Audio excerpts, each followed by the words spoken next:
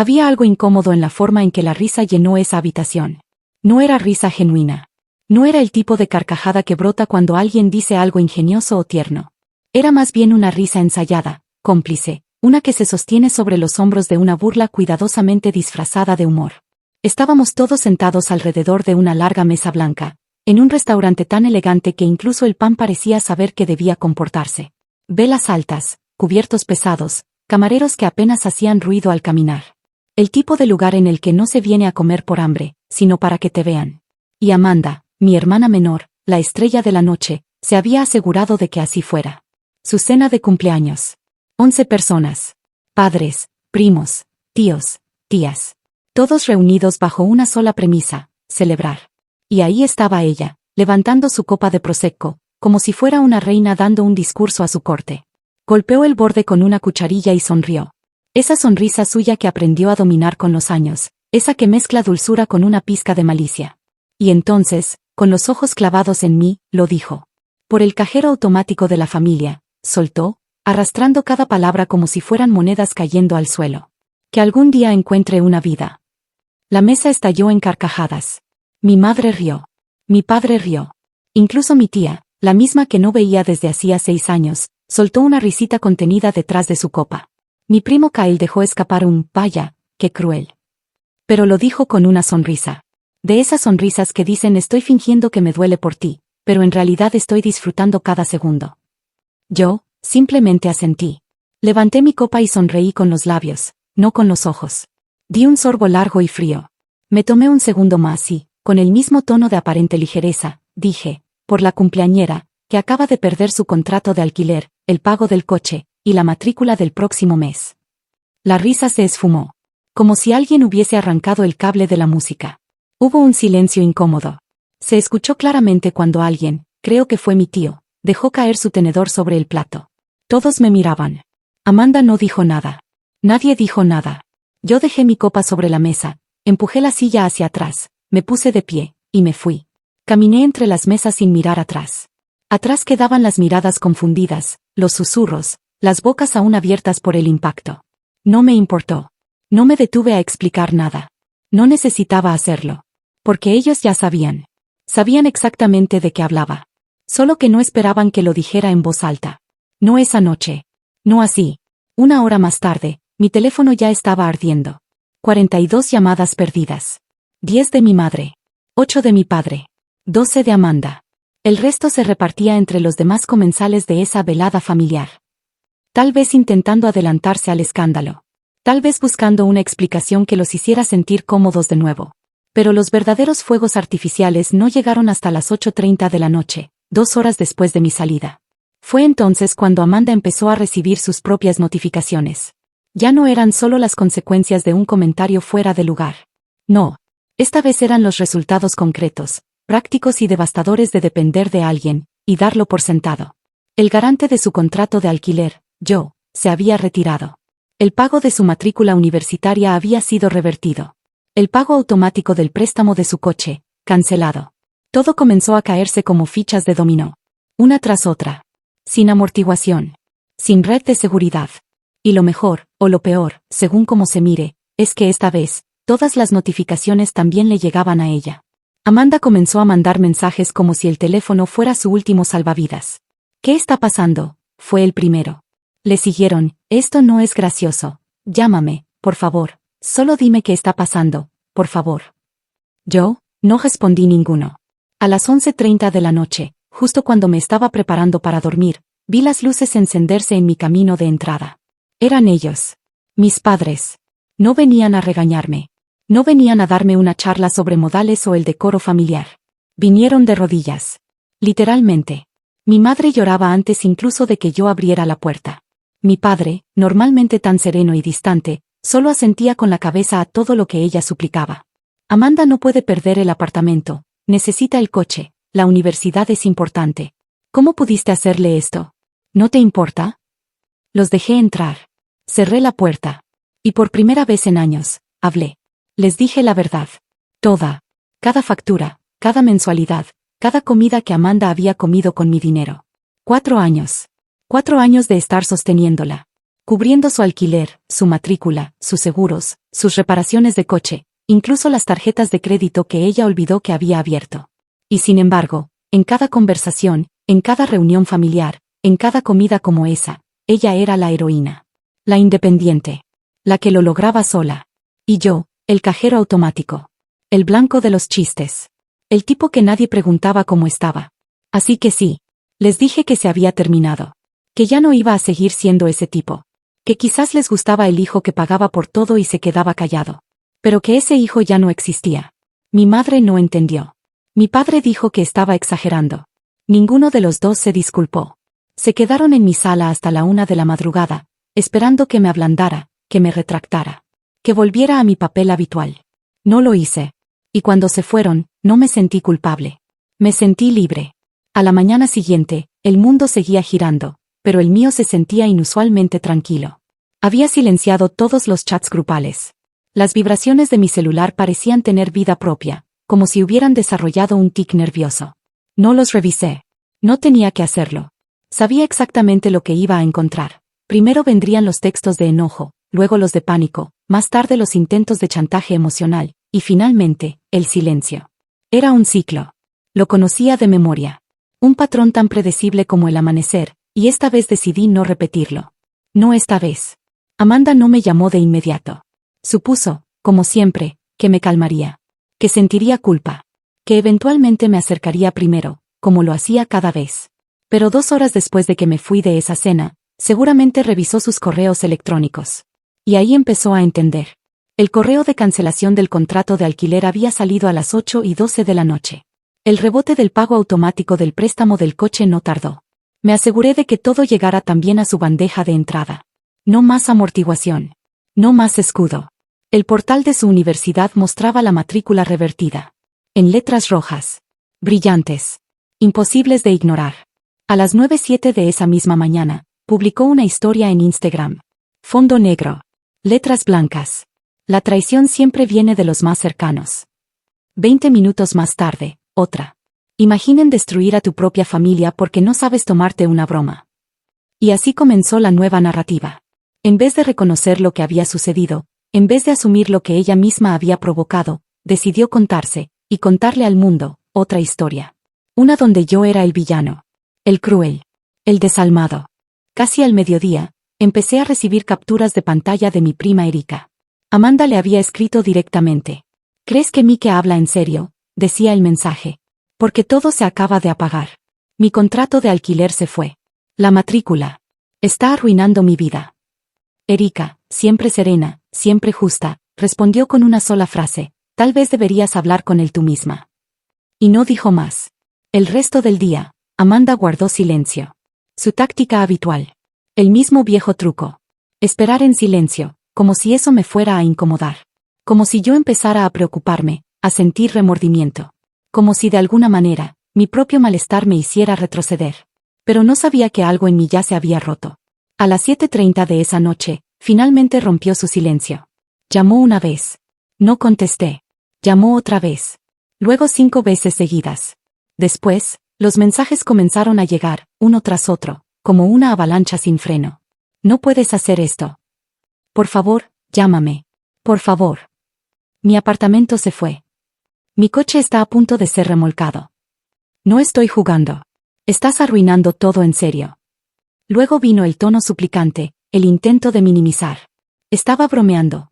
¿Sabes que estaba bromeando? No era tan grave. Era solo una línea en la cena. ¿Vas a destruir mi vida por eso? Después, la culpa. Mamá y papá no pueden ayudar. Pensaban que tú te estabas encargando. Siempre lo has hecho. ¿Cómo pudiste dejarme así?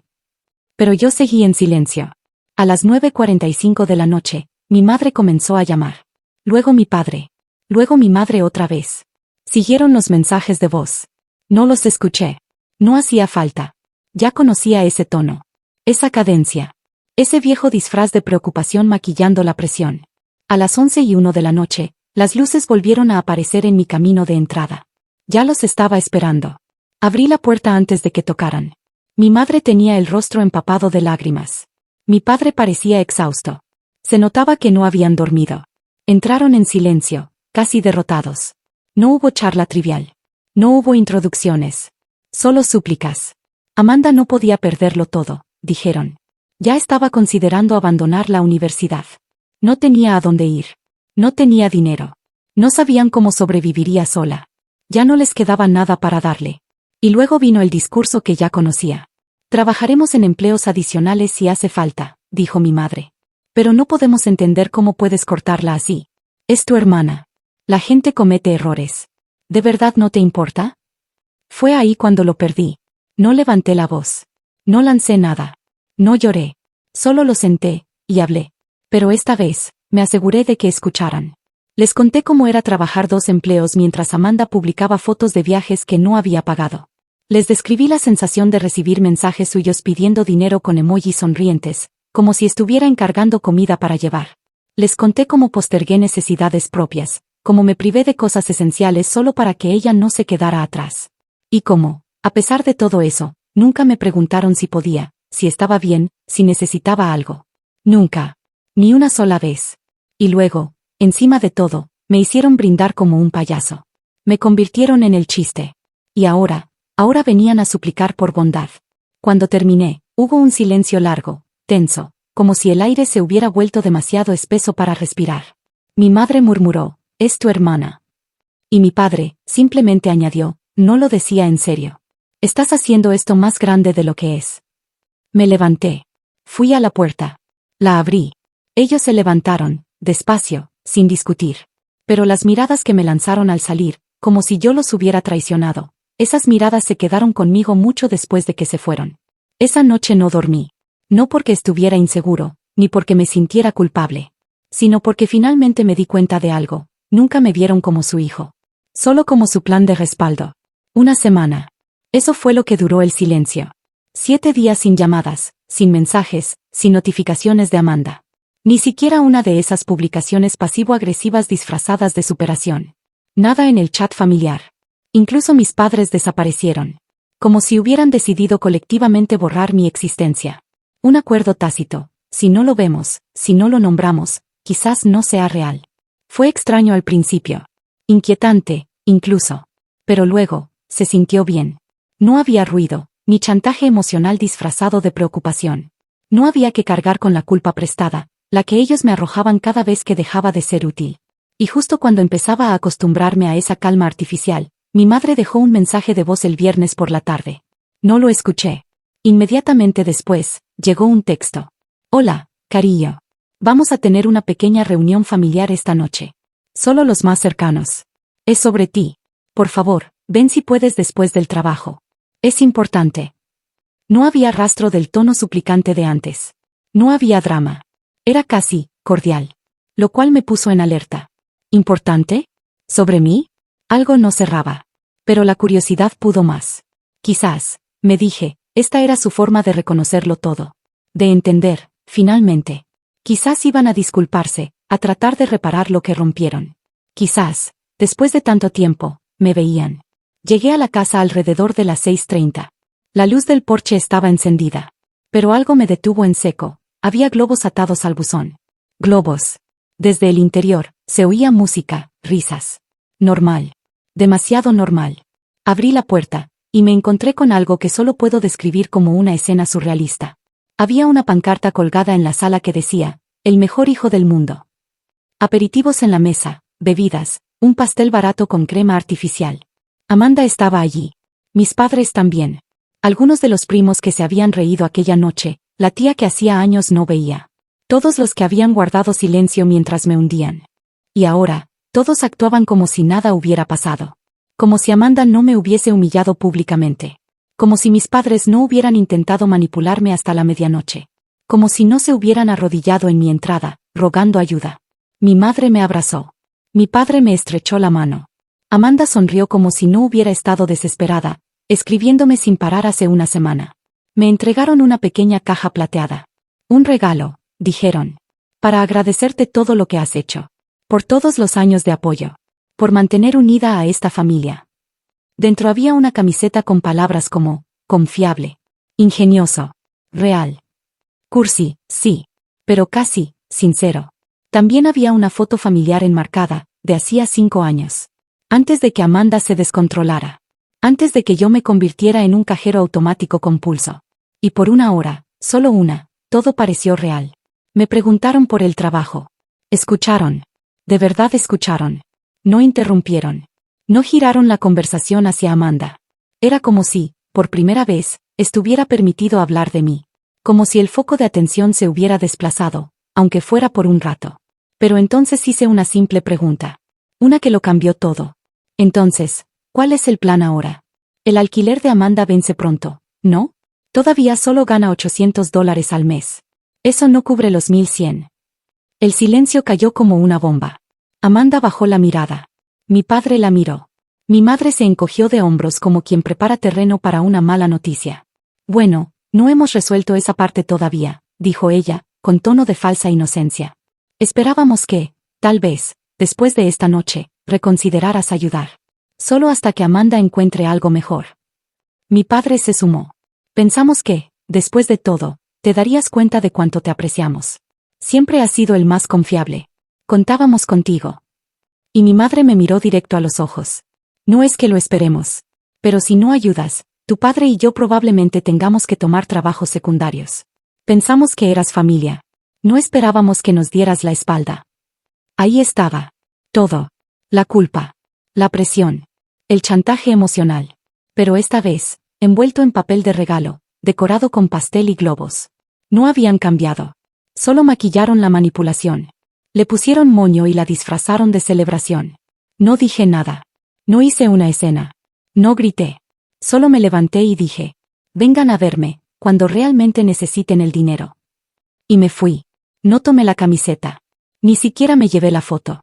2 semanas después, volvieron. Pero esta vez no traían globos. No había pancartas. Ni música. Ni falsas sonrisas envueltas en pastel de supermercado. Solo un golpe. Sencillo. Sin entusiasmo. Un sábado al mediodía. Unos minutos antes, mi madre había enviado un mensaje. Necesitamos hablar. Por favor, no ignores esto. Abrí la puerta. Ahí estaban, mis padres, y Amanda. Mi madre parecía no haber dormido. Mi padre, con una carpeta de Manila bajo el brazo, evitaba mirarme. Amanda, se mantenía en segundo plano, como si de verdad no supiera cómo encarar lo que venía. Entraron sin hablar. Se sentaron. Se miraron entre ellos, como si estuvieran esperando a que alguno tuviera el coraje de empezar. Mi padre abrió la carpeta. Sacó unos papeles. Los extendió sobre mi mesa de café. Aviso de desalojo del casero. Carta de advertencia por incumplimiento del préstamo del auto. Correos electrónicos de la universidad sobre matrícula vencida. Y un estado de cuenta bancario con menos de $3. Mi madre respiró hondo y lo dijo sin rodeos. Amanda se está ahogando. Si no paga el alquiler esta semana, se queda afuera. El coche va a ser remolcado. Su jefe ya le advirtió que si pierde el transporte, la despiden. No sobrevivirá así. Y entonces, la verdadera razón por la que estaban ahí. Necesitamos ayuda. Ayuda real. Todo. Alquiler, coche, matrícula. Lo sumamos. Es justo por debajo de los 20,000. Lo dijeron como si fueran 2 palabras mágicas que al decirlas rápido dolieran menos. 20,000. No me alteré. No me enojé. No hice una escena. Solo me levanté, caminé hacia la otra habitación y volví con mi propia carpeta. Dentro, 2 páginas. Un contrato. Lo había escrito esa misma mañana. Lo presentía. Solo no sabía cuándo iban a aparecer otra vez. Préstamo de $20,000. Reembolsable en su totalidad en 24 meses. Sin intereses. Sin penalizaciones, salvo por impagos. Firmado por Amanda, y por uno de ellos como garante. Lo coloqué sobre la mesa, despacio. Sin palabras. Mi madre lo miró como si fuera un documento en otro idioma. ¿Qué es esto?, preguntó, aunque ya lo sabía. Mi padre ni siquiera lo tocó. Me miró. Solo eso. ¿Querés que firmemos un contrato por ayudar a tu propia hermana? Sí. Respondí sin titubear. No iba a explicar nada. Ya no necesitaba hacerlo. Había dado demasiado sin condiciones. Por eso estaban de vuelta. Porque creían que podían seguir exigiéndome sin rendir cuentas. Pero ahora, había reglas. Mi madre fue la primera en alzarse. No somos extraños. Somos tus padres. ¿Qué te pasó? Y fue ahí donde yo respondí con la pregunta que nunca se atrevieron a hacerse. ¿Qué les pasó a ustedes? Entonces empezaron los reproches. No gritos. Algo peor, Ese tono frío, medido, como una decepción acumulada que se escurre en forma de juicio. Te criamos, dijo mi padre.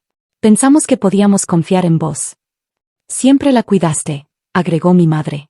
Simplemente asumimos que seguirías haciéndolo. Claro. Asumieron que siempre estaría ahí. Que siempre diría que sí. Que siempre resolvería. Y cuando dejé de hacerlo, cuando puse límites, lo vivieron como traición. No firmaron el contrato. Se fueron. Mi madre me llamó egoísta. Mi padre dijo que era desalmado. Cerraron la puerta de golpe. Y pensé que eso era todo. Pero 3 días después, mi madre volvió. Sola. Sin lágrimas. Sin súplicas. Sin teatro. Entró. Se sentó frente al contrato. Lo leyó otra vez. No dijo nada. Y firmó. Ni siquiera preguntó si Amanda también tenía que firmar. Solo puso su nombre. Al día siguiente transferí los 20,000. Sin condiciones nuevas. Les envié el comprobante. Ninguna respuesta. Ni un recibido. Ni un gracias. Amanda tampoco escribió. Ni una palabra. Nada. Y eso fue lo último que supe de ellos en semanas. Sin visitas. Sin actualizaciones. Sin llamadas de cumpleaños. Como si hubiera desaparecido.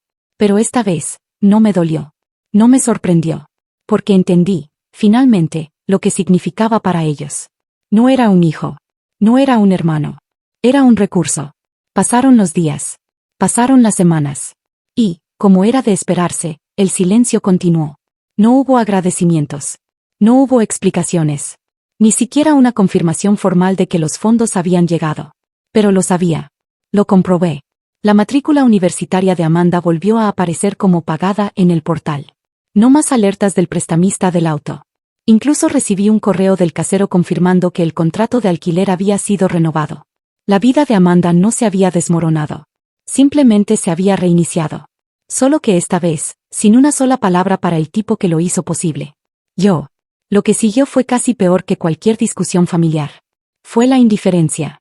Esa forma de invisibilizar a alguien tan pulida, tan ensayada, que duele como un corte limpio y quirúrgico. No me bloquearon. Eso implicaría un enfrentamiento. Solo, desaparecí. Amanda volvió a Instagram como si nada hubiera pasado. Fotos nuevas, ropa nueva, platos de comida de restaurantes donde el menú no tiene precios. Selfies con descripciones pretenciosas. Una de ellas tenía una frase en blanco sobre fondo negro. Los reales no se rompen, se reconstruyen. Debajo, alguien comentó, sí, hermana. Recupérate. Y ahí supe que esa era su narrativa ahora. Ella era la fuerte. La resiliente. La víctima redimida. Yo era el capítulo que ya se había cerrado. Me dije a mí mismo que no me importaba. Que no lo había hecho por agradecimiento. Que lo importante era que, esta vez, lo había hecho bajo mis propios términos. Pero mentiría si dijera que no me afectó. Claro que me afectó. Les di $20,000. Dinero real. Mi dinero. Mis horas. Mis noches sin dormir. Mi salud mental. Y lo único que recibí a cambio fue un vacío cuidadosamente medido. No me cortaron. Me congelaron. Frío, distante, metódico. Hasta que, un día, Amanda apareció. Sin aviso. Sin texto previo. Nada. Solo un golpe seco en la puerta. La abrí, y ahí estaba. Perfectamente maquillada. Uñas nuevas. Abrigo nuevo. Zapatos que sabía que costaban más que el alquiler mensual de la mayoría de las personas. Sonriente. Radiante. Como si no acabáramos de vivir una guerra emocional. Y con la misma ligereza con la que pide una servilleta en una cafetería, dijo. Solo necesito un poco más. Me quedé en silencio. La miré. Y algo en mí, simplemente se quebró. Pero no con rabia. No con dolor.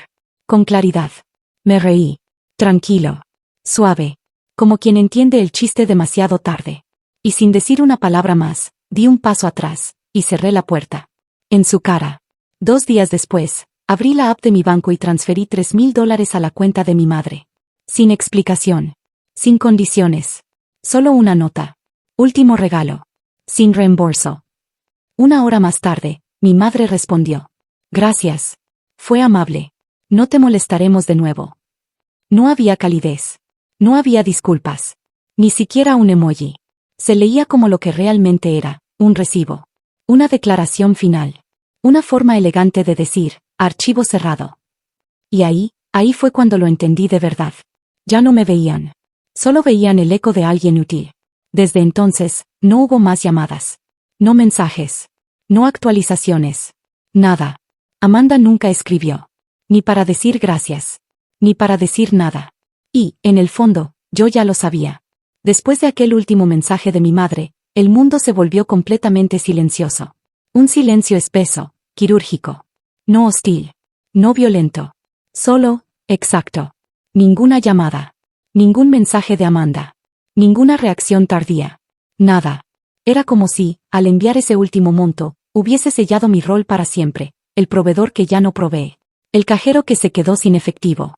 El hijo que decidió dejar de ser útil. Pero no fue una pérdida. Fue una liberación. Amanda no volvió a aparecer en mi puerta.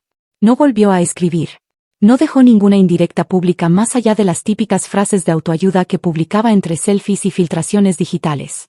Su vida en línea seguía como siempre, perfecta, brillante, y real. Yo, en cambio, comencé a hacer algo nuevo, respirar.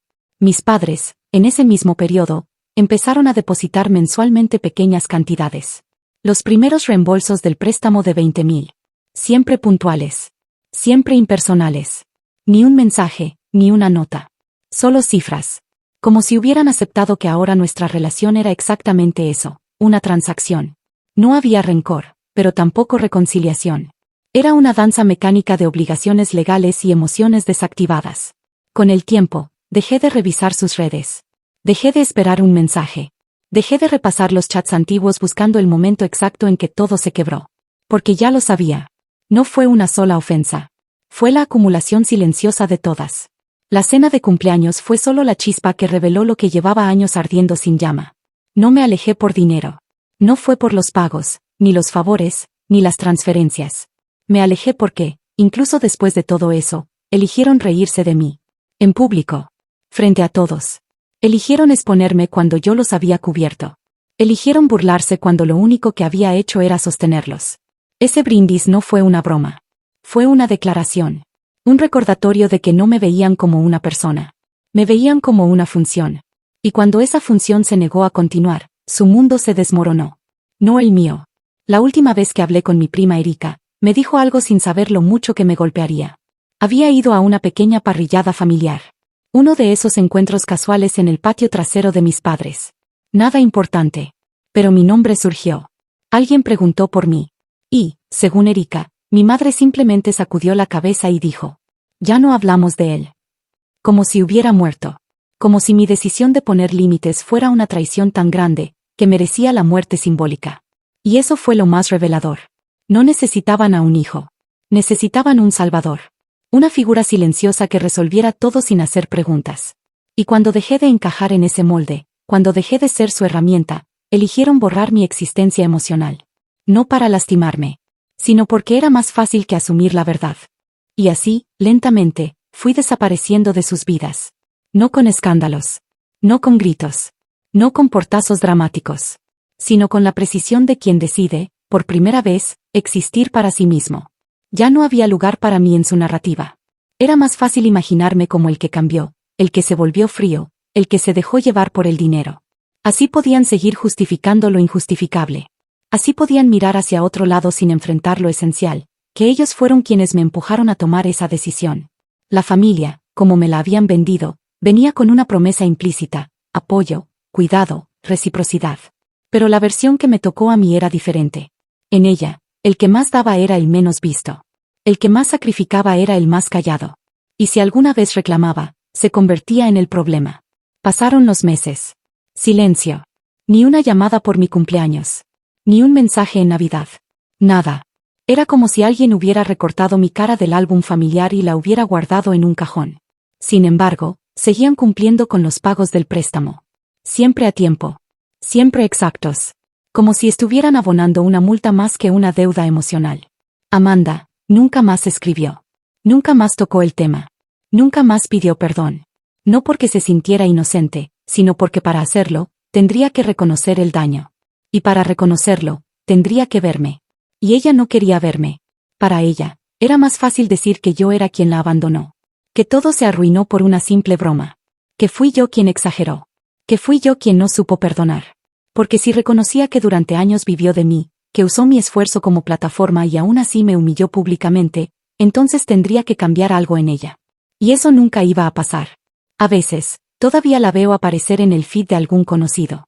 Sigue publicando frases sobre independencia. Selfies perfectamente editadas. Nuevas uñas, nuevo corte, nueva ropa. Todo superficie. Nada sustancia. Dicen que ahora trabaja en 2 empleos de medio tiempo. Que comparte departamento con una amiga. Que va saliendo adelante. Y eso me parece bien. No le deseo mal. Solo ya no deseo participar. Mis padres, por su parte, siguen pagando el préstamo. Cumplen su parte del contrato, pero jamás intentaron restablecer una conexión. Nunca dijeron lo siento. Nunca preguntaron cómo estoy. Y lo acepto. Ya no los necesito. Por primera vez en mi vida, me pertenezco. Tengo mi espacio. Mi tiempo. Mis decisiones. Mis límites. No hay más llamadas a las 2 de la mañana. No hay más bromas a mi costa en cenas familiares. No hay más silencios incómodos después de sacrificios invisibles. Solo hay tranquilidad. Y con eso, me basta. Ahora que todo está en silencio, he empezado a entender muchas cosas. La distancia, al principio, era solo física. Pero con el tiempo, se volvió algo más profundo. Empezó a limpiar el ruido, a quitar el eco de las viejas dinámicas, y a dejarme ver con claridad lo que antes no quería aceptar. Nunca fui visto como una persona completa. Fui valorado por lo que podía hacer por los demás. Por cuánto podía dar. Por cuántos incendios podía apagar sin molestar, sin quejarme, sin interrumpir la fiesta. Y cuando finalmente pedí algo tan básico como respeto, lo consideraron un acto de guerra. Pensé que dolería más. Y, claro, al principio dolió. Mucho. No voy a mentir. Me sentí traicionado. Invisible. Usado. Pero luego, algo cambió. Descubrí una versión de mí que nunca había conocido, una que ya no necesita rogar por reconocimiento. Una que no está dispuesta a negociar su dignidad por mantener una silla en una mesa que siempre lo hizo sentir como un extraño. Todavía hay días en los que el recuerdo se cuela, como una corriente fría bajo la puerta. A veces pienso en lo diferente que podrían haber sido las cosas. Pienso en cómo habría sido crecer en una familia donde decir no puedo más no fuera una ofensa, sino una señal de que alguien tenía que sostenerte también a vos. Pero luego respiro. Me miro. Y veo que ya no cargo con nada que no sea mío. Ya no tengo que justificar mis límites.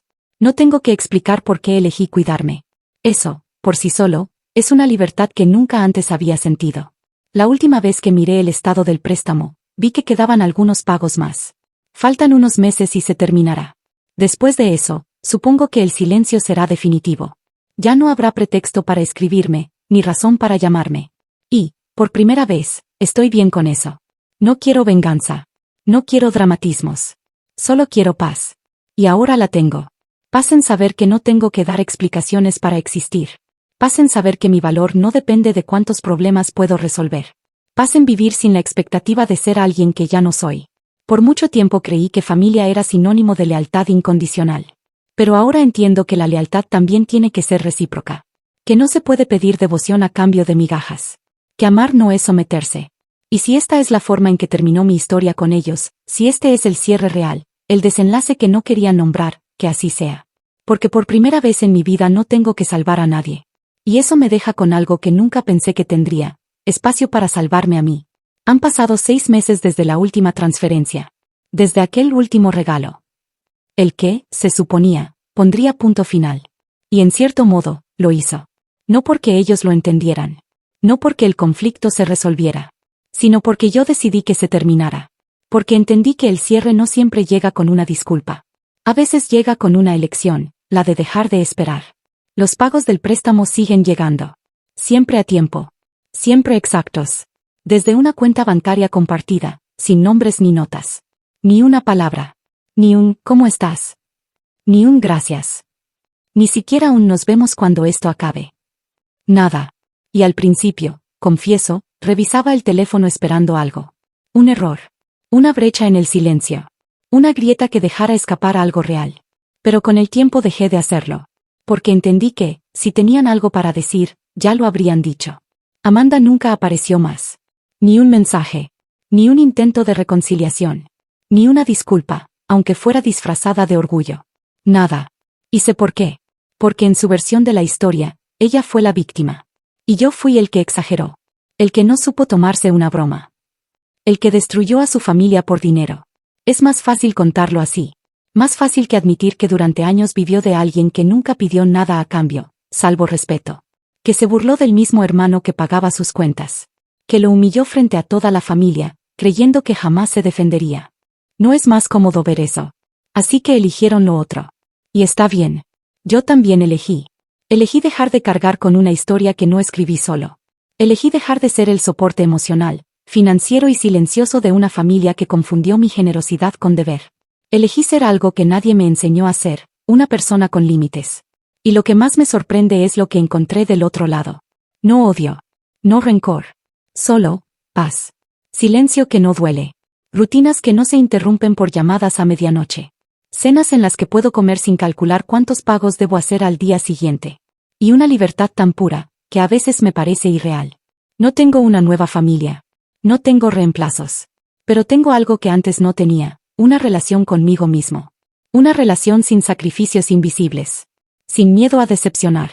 Sin el peso de ser siempre el salvador. Y eso, para mí, vale más que cualquier brindis, cualquier pastel, cualquier caja con una camiseta ridícula. Tal vez ellos sigan contando la historia a su manera.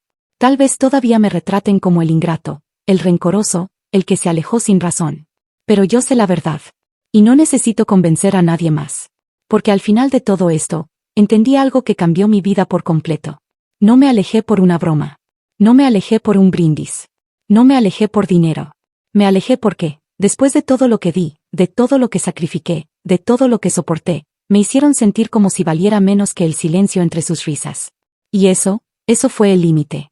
Así que si me están viendo desde lejos, preguntándose qué pasó con ese hijo, ese hermano, ese primo que siempre decía que sí, díganles la verdad.